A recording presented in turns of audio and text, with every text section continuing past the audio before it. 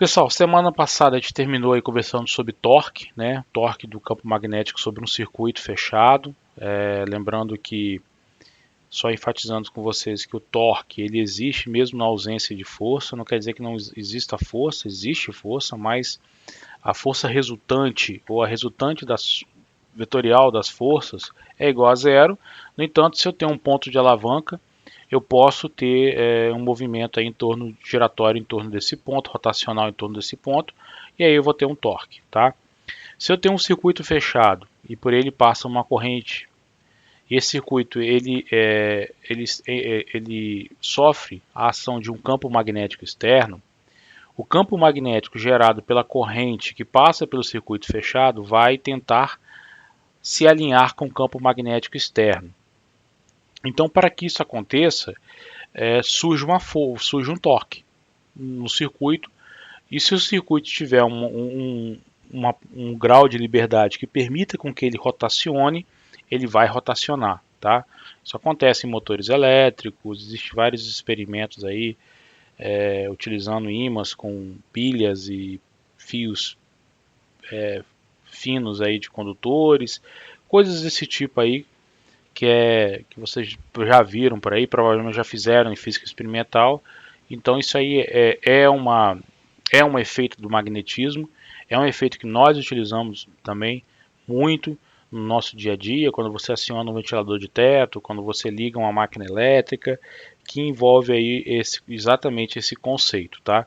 O que a gente vai ver na aula de hoje são, vamos abordar aí os chamados materiais, natureza de materiais magnéticos, vamos discutir um pouquinho como é que acontece o magnetismo a nível de materiais, né? Como os materiais podem ser classificados. Vamos falar sobre relutância magnética, que é a resistência que um determinado material tem para se magnetizar.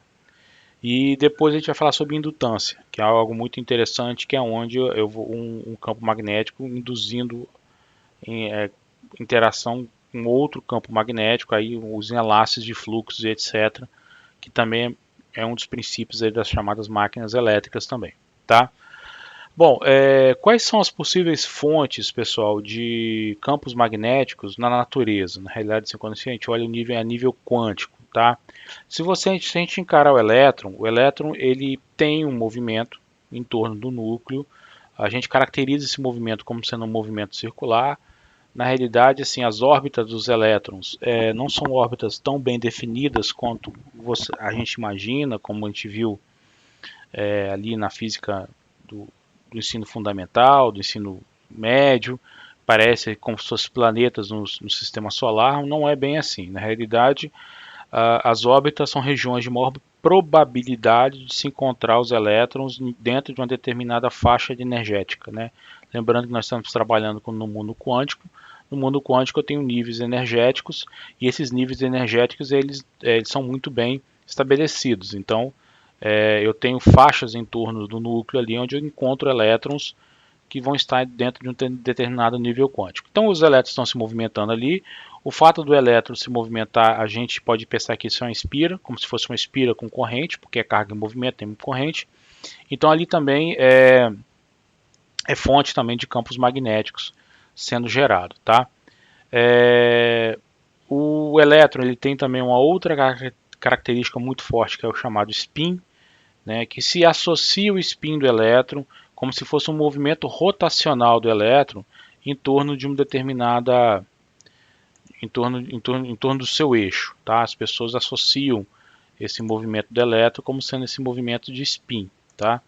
Esse movimento do spin, vamos imaginar como se fosse realmente o movimento rotacional dele em torno do seu eixo, ele tem também um momento magnético, né? Esse momento magnético é calculado através aí, utilizando mecânica quântica, relativística, está na ordem aí de 9 vezes 10 a menos 24 ampere metros quadrados, tá? Então, ou seja, então eu tenho uma influência magnética devido ao movimento rotacional do elétron em torno do, do núcleo, né? E aí eu tenho vários elétrons rotacionando. Eu tenho o próprio spin do elétron, vamos caracterizar o spin como sendo esse movimento rotacional do elétron em torno de um eixo dele, ok? E aí eu tenho vários elétrons, eu tenho vários spins, eu tenho vários momentos, e teoricamente estão cada um alinhado aí de forma aleatória, né? Uma.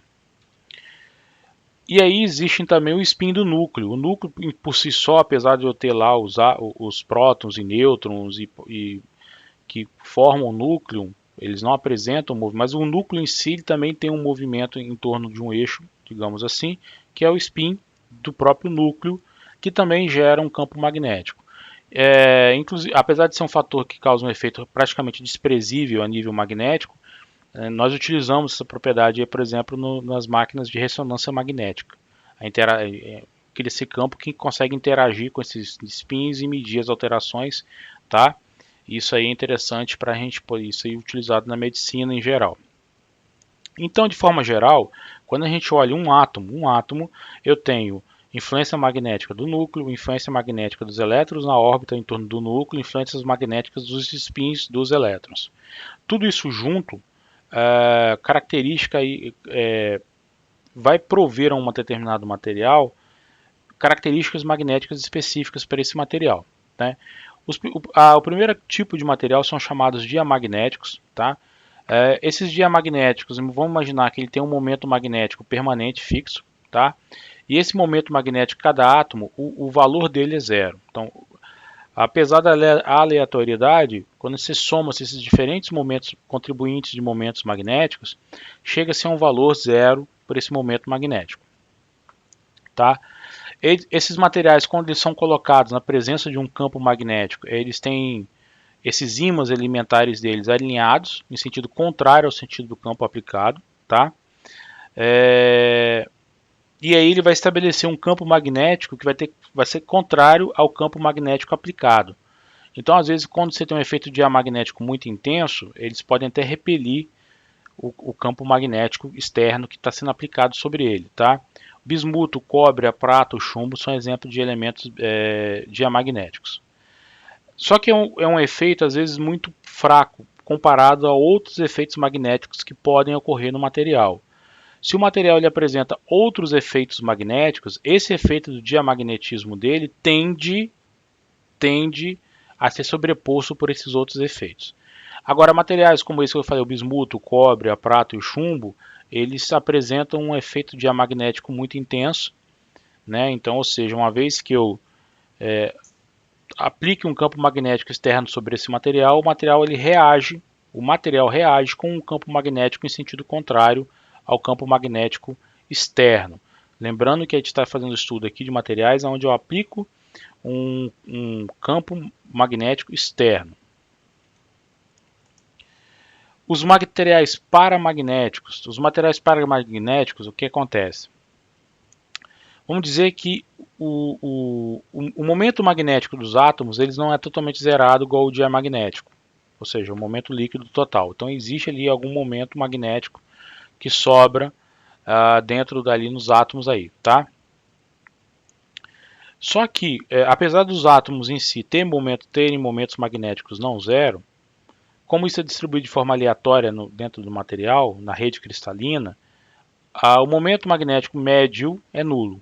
Tá? Então, se eu pegar um átomo de um elemento paramagnético, eu vou ter um momento magnético lá, que vai ter uma direção, um sentido e uma intensidade. Quando eu pego porções do material, e aí eu vou calcular o momento magnético médio, eu vou ter algo próximo a zero ou zero.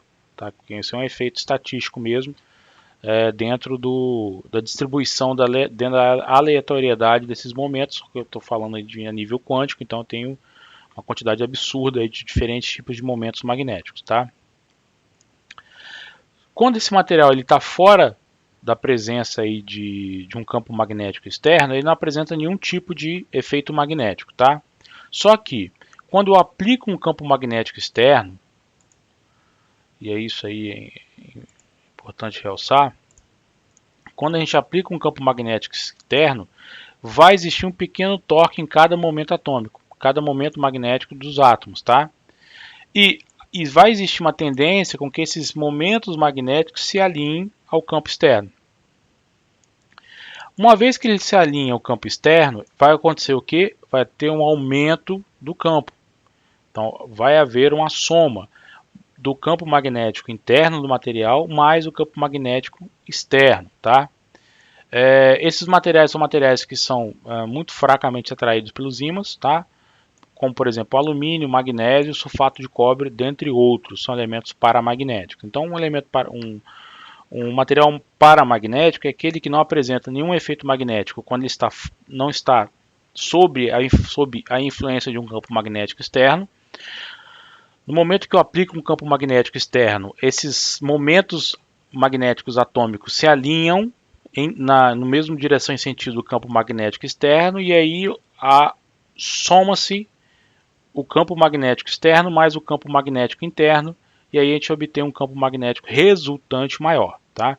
Então, por exemplo, se eu quiser amplificar um campo magnético, etc., eu posso utilizar um material como esse aí para poder ter essa reação. Então, o material ele gera um campo magnético que vai ser somado ao campo magnético externo.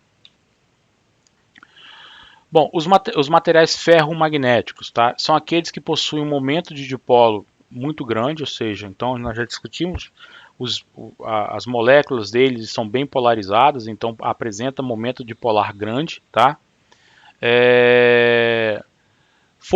As forças interatômicas provocam o alinhamento desses momentos de dipolo de forma paralela. A rede cristalina permite com que esses caras se arranjem dessa formação, tá? Vão surgir regiões dentro do material aonde eu vou ter vários átomos com um momento dipolar muito bem alinhado, tá? Essas regiões a gente chama de domínio. Esses domínios, que são regiões dentro do material, pode ter tamanhos e formatos bem variados, tá?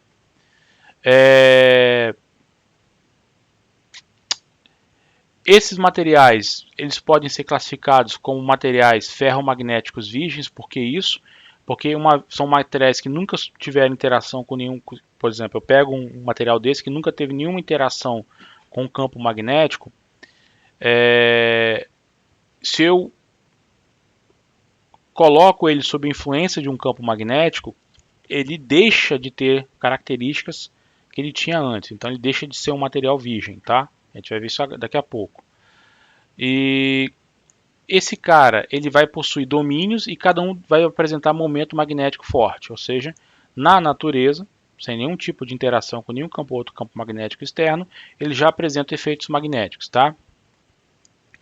Só que esses domínios aí vão ter magnéticos aí em tudo que é direção, tá?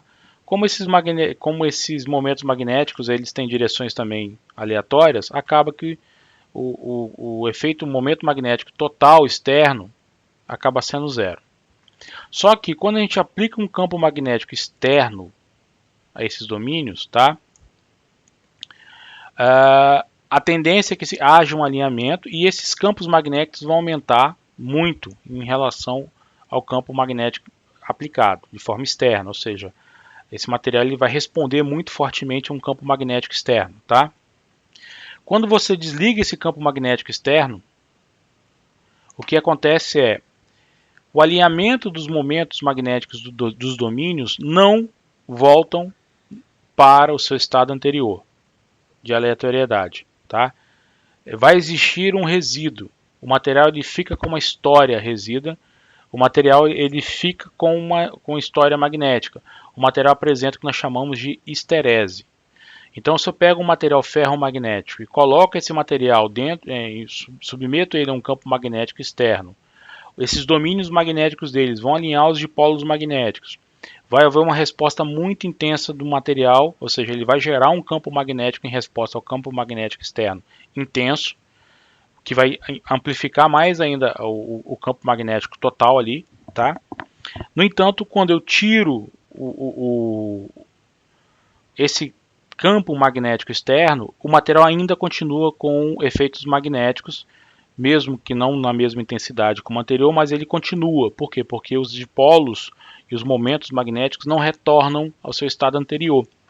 Sendo assim, ele apresenta um histórico, tá? Ele guarda um histórico magnético, que nós chamamos isso de histerese. Isso acontece, você já sabe, como imantar a chave de fenda, ou um material que você vai ali e coloca na presença de um ímã, e esse material depois ele começa a ter também algumas propriedades magnéticas, como do ímã, mais fraco, mas apresenta, então isso acontece.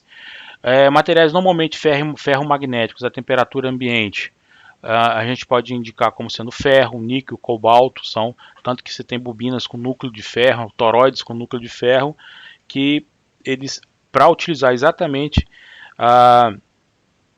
essas propriedades ferromagnéticas, para quê? Para amplificar, para aumentar o campo magnético que está sendo gerado ali devido a esses circuitos aí, tá? Então, utiliza esse tipo de material exatamente para isso.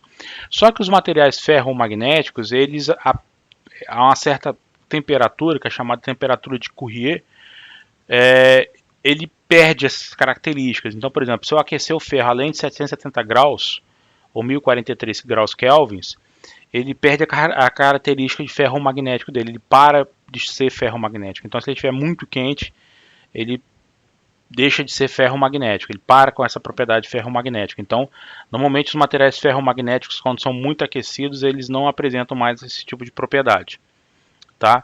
Então, são materiais assim muito utilizados porque eles têm uma resposta muito intensa a campos magnéticos externos. E essa resposta intensa somada ao campo magnético externo, eu tenho um campo magnético total que é superior àquele campo magnético externo que ocasionou essa resposta. E em muitos dispositivos elétricos que trabalham com bobinas, às vezes você tem um núcleo de ferro ou um núcleo de uma liga ferromagnética envolvendo aí outros materiais, tá? Porque normalmente hoje se trabalha com ligas que apresentam mais de um material diferente para amplificar esse tipo de efeito. E aí você tem um núcleo como esse, e aí o campo magnético interno ali dentro passa a ser um campo magnético de alta intensidade. Bom, outros tipos de materiais que existem na natureza são os antiferromagnéticos, tá? O que acontece é que as forças atômicas ali, isso aí são características da rede cristalina, tá, pessoal? Se alinha paralelo, antiparalelo, que é o caso aqui, porque aí o que acontece? Os momentos atômicos acabam se alinhando de forma antiparalela, isso aí é uma propriedade da forma como os átomos estão constituindo aquele material na natureza, e eles acabam se alinhando de forma antiparalela. Então eu tenho momentos magnéticos não nulos nos átomos, só que a forma como a rede cristalina, como o posicionamento dos átomos ali dentro do material, faz com que haja um alinhamento antiparalelo entre os átomos, fazendo com que eu tenha um momento magnético zero, tá? Esses materiais antiferromagnéticos eles também apresentam uma resposta magnética, mas bem baixa se comparados com os ferromagnéticos, lógico, tá? Então eles também apresentam, e isso aí acontece normalmente quando você tem temperaturas muito baixas, tá? Essas temperaturas muito baixas faz com que a rede cristalina fique mais estável, você tenha menos energia ali na rede cristalina, vibração, e aí é mais fácil um campo magnético conseguir alinhar esses momentos atômicos aí de forma que haja uma resposta do material. Mas mesmo assim, esses materiais são materiais que apresentam aí uma resposta magnética baixa, tá? Os ferrimagnéticos, eles apresentam também um alinhamento antiparalelo nos momentos atômicos adjacentes, tá? Só que são antiparalelos, mas não são iguais. Então o momento líquido passa a ser um momento não zero, igual do antiferrimagnético, tá? Apresenta uma resposta forte também a campos magnéticos externos, bem parecida aí, mas não tão forte quanto os ferromagnéticos também. Então os ferromagnéticos mais apresentam respostas magnéticas, tá? Normalmente esses materiais são os materiais que são as ferrites, ligas aí que é de baixa condutividade, tá? E muito baixa condutividade, até mesmo comparando com semicondutores, tá? E esses efeitos ferrimagnéticos também somem acima da temperatura de Curie do material.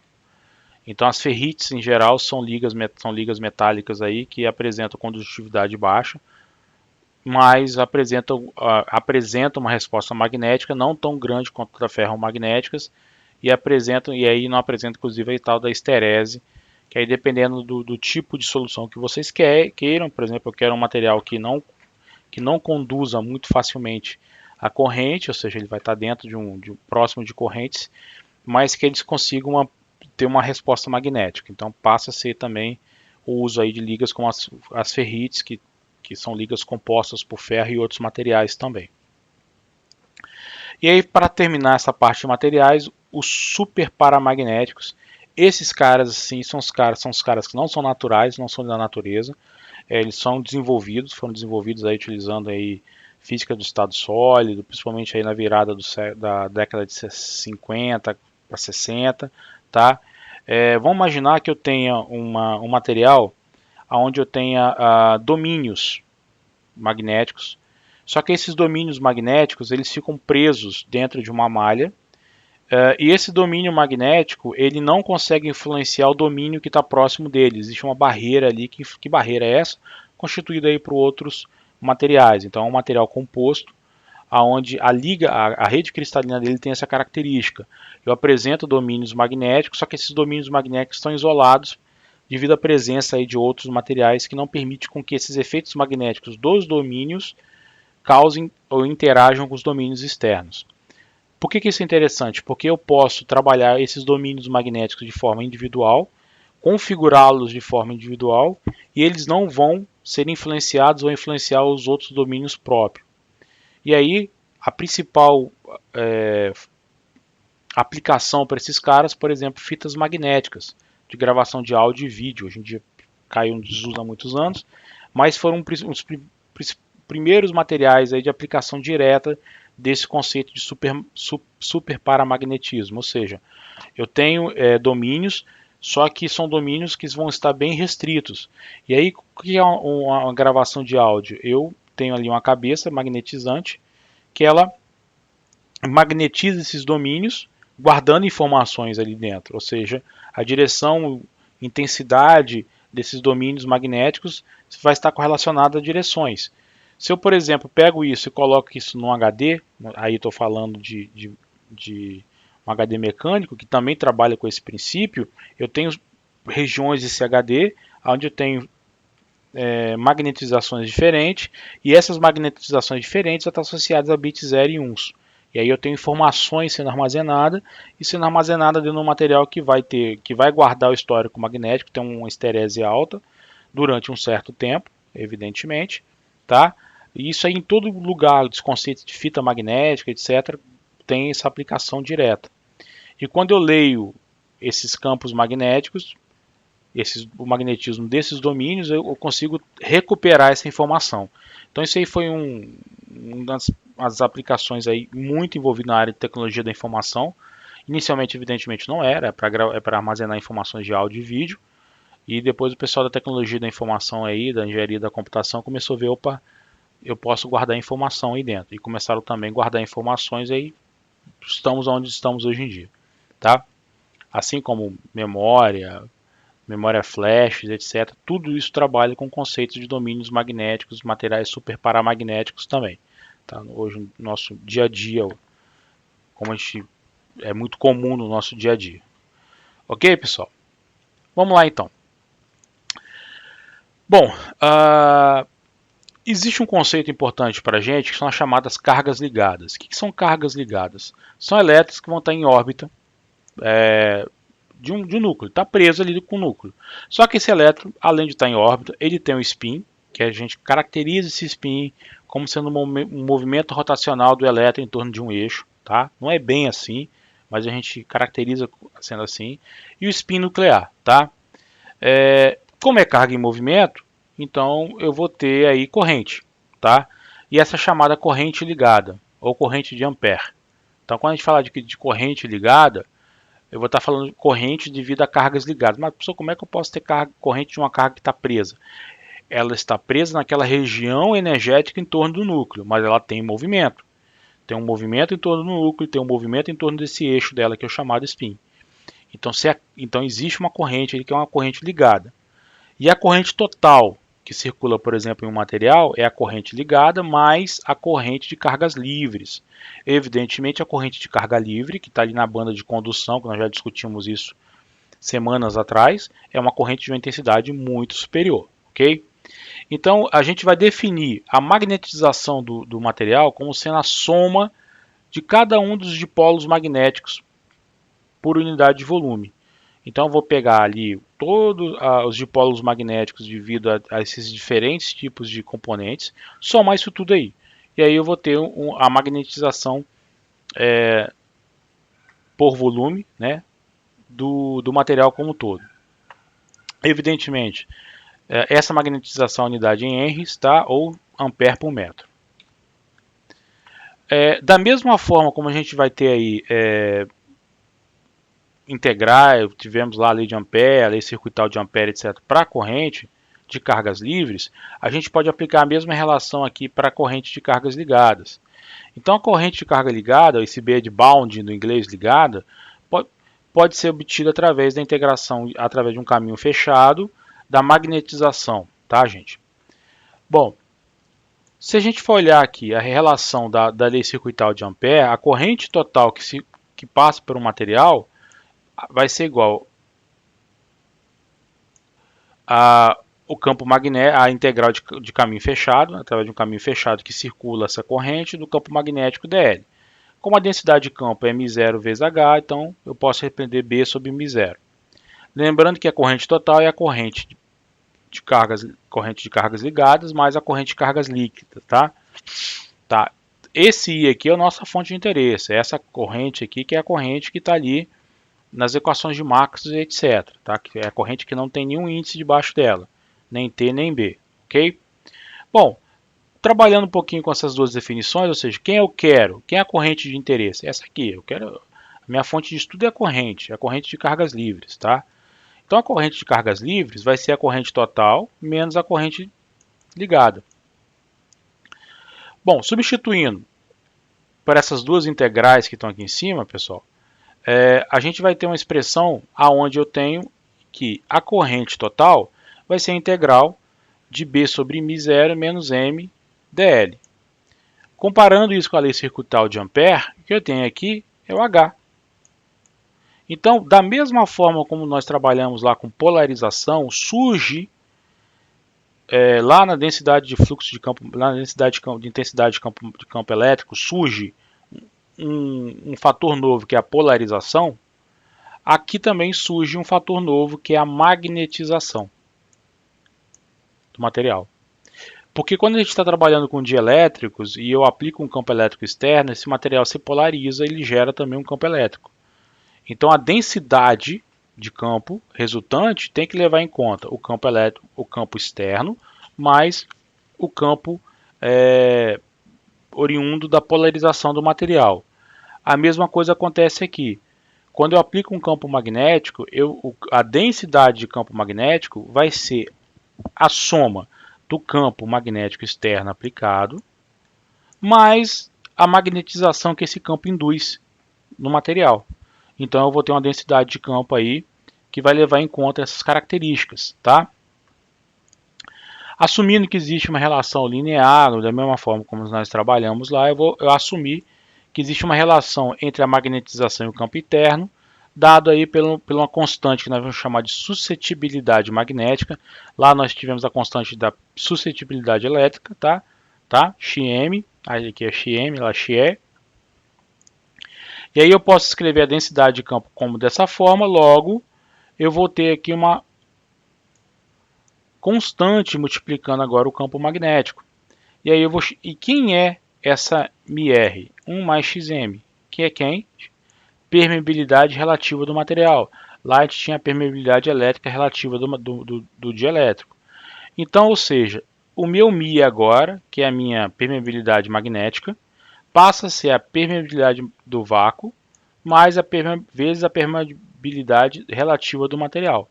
Assim, a expressão para densidade de campo magnético passa a ter essa cara, que foi algo que nós também deduzimos para a densidade de campo elétrico, tá? Então, ou seja, aqui já se leva em conta a questão do material. Essa permeabilidade aqui, ela já está associada a que tipo de material nós estamos trabalhando, tá? Então, ou seja, nós chegamos aí também a uma definição bem parecida com a eletrostática. Lá na eletrostática eu tenho D é igual a μe, aqui eu tenho B igual a μh, tá? Aonde eu tenho ali D igual a εe, tá? E aqui eu tenho B igual a μh.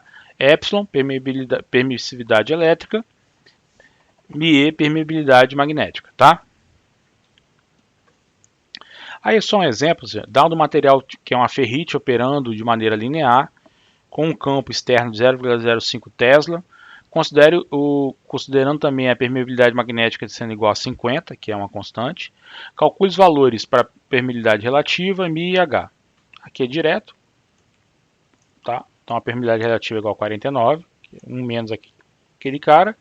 O B é dado por essa expressão, basta então multiplicar, dividir o B por esse produto aqui para achar H. Então vou ter um campo magnético aí de 796 ampere metro, lembrando que B é a densidade de campo e H é o campo magnético, tá?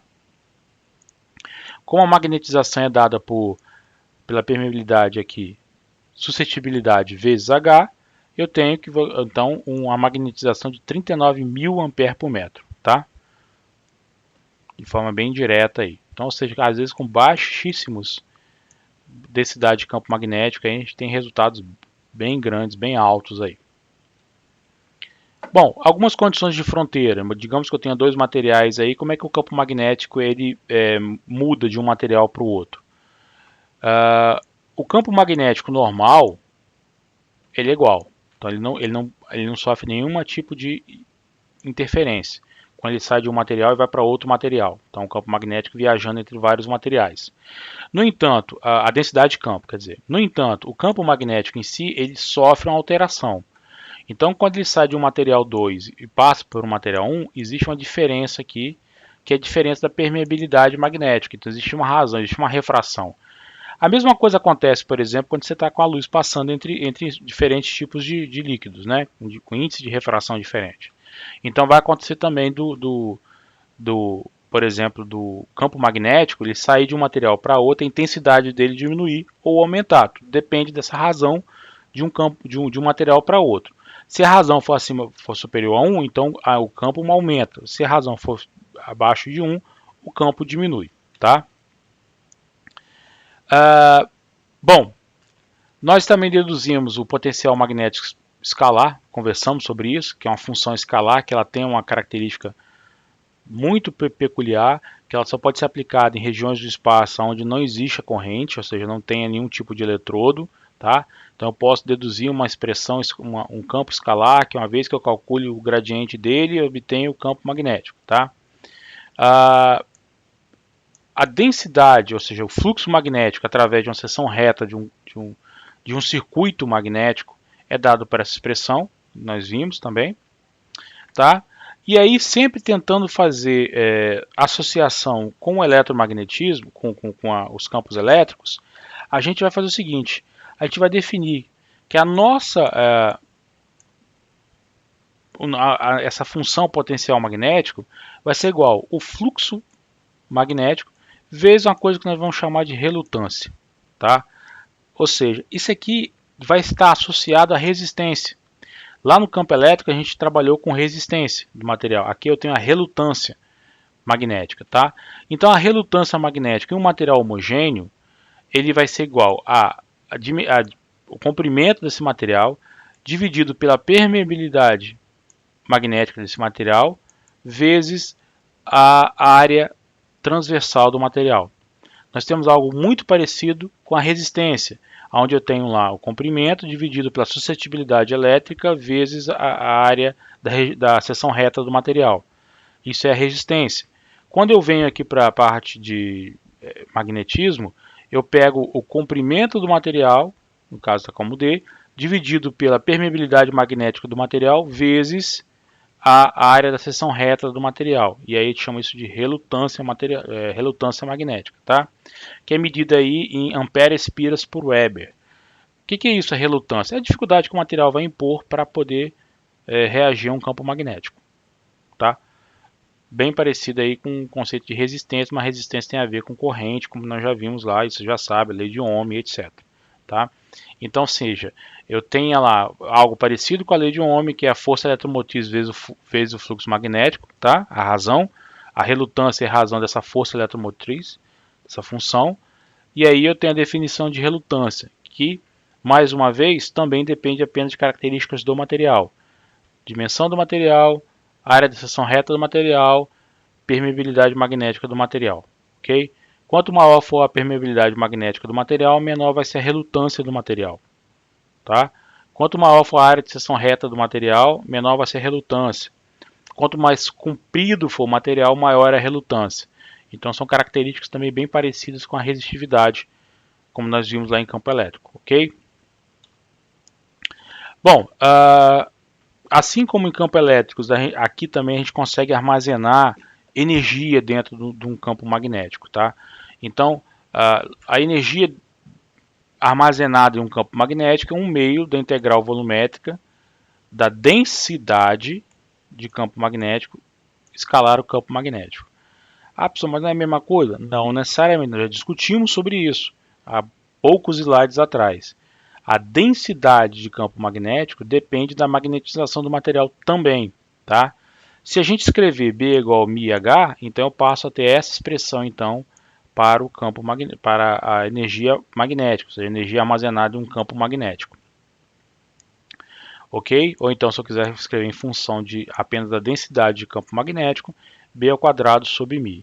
Então, ou seja, o campo magnético em si, ele armazena energia, ele consegue reter energia, assim como no campo elétrico a gente armazena, só que aqui a gente não vai ter, por exemplo, algo parecido como um capacitor, tá? Pode ter um indutor, mas depois a gente vai discutir isso aí.